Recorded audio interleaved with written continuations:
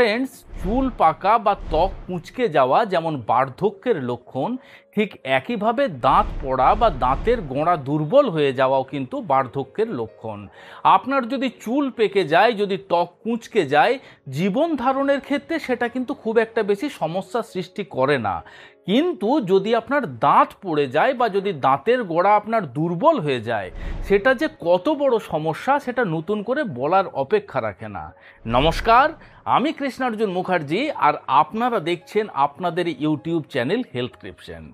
আজকের ভিডিওতে আপনাদের সাথে এমন একটি ন্যাচারাল হোমমেড দাঁত মাজন নিয়ে আলোচনা করব, যে দাঁত মাজনটি যে শুধুমাত্র আপনার দাঁতকে পরিষ্কার করে রাখতে পারে তাই নয়, তার সাথে সাথে বার্ধক্যজনিত আপনার দাঁতের মধ্যে বা মাড়ির মধ্যে যে সমস্ত সমস্যা দেখতে পাওয়া যায়, সেই সমস্ত সমস্যারও সমাধান করতে সাহায্য করতে পারে। তো চলুন ভিডিওটি শেষ পর্যন্ত খুব মনোযোগ সহকারে দেখুন।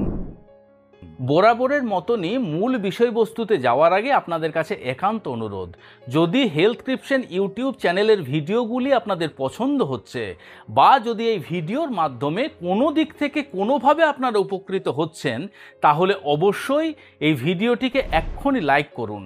এবং এখনও পর্যন্ত যদি আমাদের এই হেলথক্রিপশন ইউটিউব চ্যানেল আপনারা সাবস্ক্রাইব না করে থাকেন, বা যদি মনে করুন প্রথমবারের মতো এই চ্যানেলে আপনারা ভিডিও দেখছেন, তাহলে অবশ্যই চ্যানেলটিকে সাবস্ক্রাইব করে পাশে থাকা বেল আইকনটি প্রেস করতে ভুলবেন না।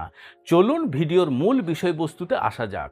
দেখুন, সর্বপ্রথম আমরা জেনে নেব যে এই হোমমেড দাঁতের মাজন তৈরি করার জন্য কি কি ইনগ্রিডিয়েন্টসের প্রয়োজন হবে। এর মধ্যে সর্বপ্রথম ইনগ্রিডিয়েন্টস বা উপাদান আমরা যেটি ব্যবহার করব, সেটি হলো আমলকির পাউডার। দেখুন, আমলকির পাউডার আপনি মার্কেটে রেডিমেড কিনতেও পারবেন, এছাড়া মার্কেট থেকে কাঁচা আমলকি কিনে নিয়ে এসে সেটিকে টুকরো টুকরো করে কেটে রোদে শুকিয়ে বাড়িতে পাউডার আপনি বানিয়ে নিতে পারেন। আমলকি পাউডারের মধ্যে ট্যানিন এবং ফ্ল্যাভোনয়েডস নামক এমন দুই ধরনের বায়োঅ্যাক্টিভ কম্পাউন্ড রয়েছে, যেগুলি আমাদের শরীরে অ্যান্টিব্যাকটেরিয়াল এফেক্ট দিতে পারে। তার ফলে সেগুলি আমাদের মুখের মধ্যে যে সমস্ত ক্ষতিকারক ব্যাকটেরিয়া থাকে, সেই ক্ষতিকারক ব্যাকটেরিয়াগুলিকে মেরে ফেলে।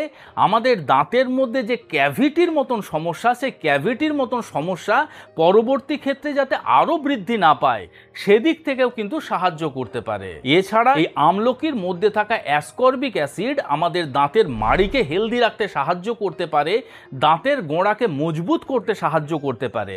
এছাড়া যে সমস্ত মানুষদের অল্প স্বল্প দাঁত নড়তে শুরু করেছে, তাদের সেই নড়া দাঁতকে কিন্তু ফিক্স করতেও অনেকখানি সাহায্য করতে পারে এই আমলকি পাউডার। শুধু আমলকি নয়, আমলকির সাথে সাথে এর মধ্যে আমরা আরও একটি ভেষজ উপাদান ব্যবহার করব, সেটি হলো লবঙ্গ। দেখুন, লবঙ্গের মধ্যেও ইউজিনল নামক বিশেষ এক ধরনের বায়োঅ্যাক্টিভ কম্পাউন্ড রয়েছে। এই ইউজিনল আমাদের শরীরে ন্যাচারাল অ্যানাস্থেটিক হিসাবে কাজ করতে পারে। আর এই ন্যাচারাল অ্যানাস্থেটিক আপনার দাঁতের মাড়ির মধ্যে বা দাঁতের মধ্যে কোনোভাবে যদি কোনো ব্যথা বেদনায় আপনি দীর্ঘদিন ধরে ভোগ করছেন, সেই ব্যথা বেদনাকে ধীরে ধীরে কম করতে সাহায্য করতে পারে। এছাড়া ইউজিনলও কিন্তু আমাদের মুখের মধ্যে একটি অ্যান্টিব্যাকটেরিয়াল এফেক্ট দিতে পারে। লবঙ্গ গোটা অবস্থাতে আপনি যে কোনো মুদিখানার দোকান থেকে কিনে নিয়ে এসে সেটিকে খুব ভালোভাবে রোদে শুকিয়ে মিক্সার গ্রাইন্ডারের মাধ্যমে পাউডার বানিয়ে নিতে পারেন।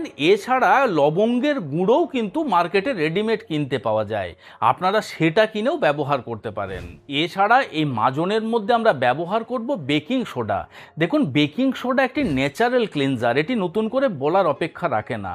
এই বেকিং সোডা আপনার দাঁতের মধ্যে যে সমস্ত কালো ছোপ বা দাগ থেকে থাকে, সেগুলিকে সহজেই কম করতে সাহায্য করতে পারে। শুধু তাই নয়, বেকিং সোডা আমাদের মুখের অতিরিক্ত অ্যাসিডকে নিউট্রালাইজ করে এবং মুখের পিএইচ লেভেলকে মেনটেন করতে সাহায্য করতে পারে। And last but not the least, এই হোমমেড মাজনের মধ্যে আমরা ব্যবহার করব রক সল্ট বা সৈন্ধব লবণ। দেখুন, সৈন্ধব লবণের মধ্যে থাকে প্রচুর পরিমাণে ক্যালসিয়াম, ম্যাগনেসিয়াম এবং পটাশিয়াম। এই প্রত্যেকটি উপাদান আমাদের শরীরে অ্যান্টিব্যাকটেরিয়াল এবং অ্যান্টি ইনফ্ল্যামেটারি এফেক্ট দিতে পারে। তার ফলে আমাদের দাঁত এবং দাঁতের মাড়িকে হেলদি রাখতে সাহায্য করতে পারে, দাঁতের মাড়ির মধ্যে যদি কোনো প্রকারের ইনফেকশন হয়েছে সেটিকে কম করতে সাহায্য করতে পারে, আমাদের দাঁতের মাড়িকে মজবুত করতে সাহায্য করতে পারে। রক সল্ট মোটামুটি যে কোনো মুদিখানার দোকানেই আপনি পেয়ে যাবেন। আপনি যদি রক সল্টের মধ্যে ক্রিস্টাল থেকে থাকে তাহলে অবশ্যই এই মাজনের মধ্যে ব্যবহার করার আগে সেটিকে মিক্সার গ্রাইন্ডারের মাধ্যমে পাউডার বানিয়ে নিয়ে তারপর ব্যবহার করবেন। তো চলুন এখন আমরা জেনে নিই যে মাজন বানাবো কিভাবে এবং সেটিকে সুরক্ষিতভাবে বাড়িতে রাখবো কিভাবে। দেখুন, এই মাজন তৈরি করার জন্য আমরা সমান সমান পরিমাণের এই 4টি উপাদান নেব। অর্থাৎ আপনাদের বোঝানোর জন্য আমি বলে দিই, আপনি যদি 25 গ্রাম পরিমাণে আমলকির পাউডার নিচ্ছেন, সেখানে 25 গ্রাম পরিমাণে আপনাকে লবঙ্গের পাউডার নিতে হবে, আপনাকে নিতে হবে 25 গ্রাম পরিমাণে বেকিং সোডা বা খাবার সোডা, এবং তার সাথে 25 গ্রাম পরিমাণে রক সল্ট বা সৈন্ধব লবণ আপনাকে অ্যাড করতে হবে। তবে অবশ্যই মনে রাখবেন, যেহেতু এই মাজনের মধ্যে আমরা লবণ ব্যবহার করছি, সেক্ষেত্রে সমস্ত উপাদান একসাথে মিশিয়ে রাখবেন না। তার কারণ লবণ খুব সহজেই জলীয় বাষ্পকে আকর্ষণ করে নিতে পারে। আমলকির পাউডার এবং আপনার লবঙ্গের পাউডার একসাথে মিশিয়ে রাখুন এবং বেকিং সোডা ও সৈন্ধব লবণকে একসাথে মিশিয়ে অন্য একটা জারের মধ্যে রাখুন। আপনি যখন ব্যবহার করবেন তখন হাফ চামচ পরিমাণে লবঙ্গের পাউডার এবং আমলকির পাউডারের মিশ্রণ এবং হাফ চামচ পরিমাণে বেকিং সোডা এবং রক সল্টের মিশ্রণকে নিয়ে সেটিকে খুব ভালোভাবে মিশিয়ে নিয়ে টুথব্রাশ জলের মধ্যে ভিজিয়ে ধীরে ধীরে আপনার দাঁত খুব ভালোভাবে আপনি ব্রাশ করবেন। 1 মাস ব্যবহার করার পরে আপনি কতখানি উপকারিতা বুঝতে পারলেন, আপনার দাঁতের মাড়ি, আপনার দাঁতের যে সমস্ত সমস্যা আপনি এতদিন ধরে ভোগ করছিলেন, সেই সমস্যার কতখানি লাঘব আপনার হলো, অবশ্যই কমেন্ট বক্সে কমেন্ট করে জানাতে কিন্তু ভুলবেন না। তো চলুন, খুব শীঘ্রই দেখা হচ্ছে এই রকম ধরনেরই একটি ইনফরমেটিভ এবং ইন্টারেস্টিং ভিডিওর সাথে। ততক্ষণ নিজেদের খেয়াল রাখবেন। আপনাদের সুস্থতা এবং দীর্ঘায়ু কামনা করছি। ধন্যবাদ।